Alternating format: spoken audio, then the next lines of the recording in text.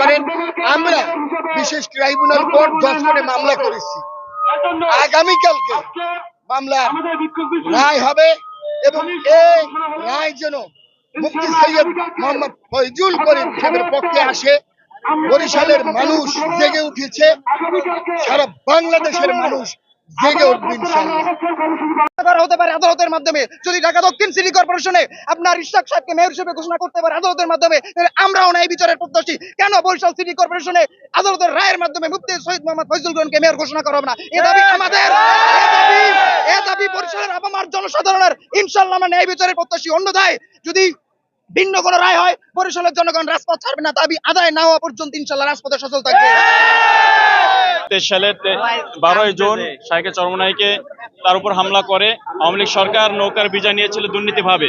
আমরা আজকে সারা বাংলাদেশ যেহেতু দেখতেছি ঢাকা সিটি এবং চট্টগ্রাম সিটিতে মেয়র ঘোষণা করা হয়েছে নতুন ভাবে কেসের মাধ্যমে। এই জন্য শাইখে চরমনাই মামলা করেছে। আমরা বরিশাল সর্বস্তরের সাধারণ শিক্ষার্থী, যুব সমাজ রাজপথে নেমেছি যে শাইখে চরমনাইকে দ্রুত সময়ের মধ্যে বরিশাল সিটিতে তাকে মেয়র ঘোষণা করা হবে। এই দাবিতে আজকে বরিশাল বিশ্ববিদ্যালয়, বরিশাল বিএম কলেজ সকল প্রতিষ্ঠানের শিক্ষার্থীরা আমরা মাঠে নেমেছি। শাইখে চরমনাই পীর সাহেব ফয়জুল করিম কে আমরা এই বরিশালের মেয়র হিসাবে দেখতে চাই। আমাদের দাবি যে আমাদের শাইখে চরমনাইকে বরিশাল সিটি মেয়র ঘোষণা করতে হবে। আমাদের মূল দাবি এইটা। আওয়ামী লীগ ফ্যাসিস্টরা নব্য ডিজিটাল জালিয়াতি করেছে।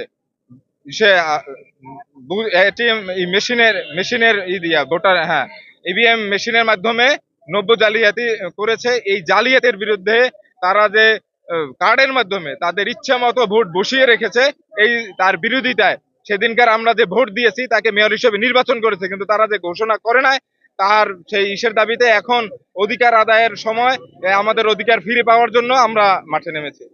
বিগত সিটি কর্পোরেশন নির্বাচনে আমাদের শাইখে চরমনাই ব্যাপক ভোটে বিজয় হয়েছিল, কিন্তু তার আগের দিন রাত্রি ইভিএম এ 30 থেকে 50% এক একটা কেন্দ্রে তারা আগে থেকেই ভোট কাস্ট করার পরে তারা সর্বশেষ মেয়র হিসেবে তারা আবুল খায়েরকে তারা মেয়র হিসেবে ঘোষণা করছে, যেটা অযৌক্তিক অন্যায় ছিল। এবং বিগত সরকারের আমলে আমরা তখন কোর্টে মামলা করিনি। এই জন্য করি না কারণ ফ্যাসিস্টের কাছে আমরা সঠিক বিচার পাবো না, সেজন্য। কিন্তু আমরা বিশ্বাস করি বর্তমান যিনি সরকার আছেন তার নেতৃত্বে এদেশের বিচার ব্যবস্থা সুষ্ঠুভাবে পরিচালিত হবে।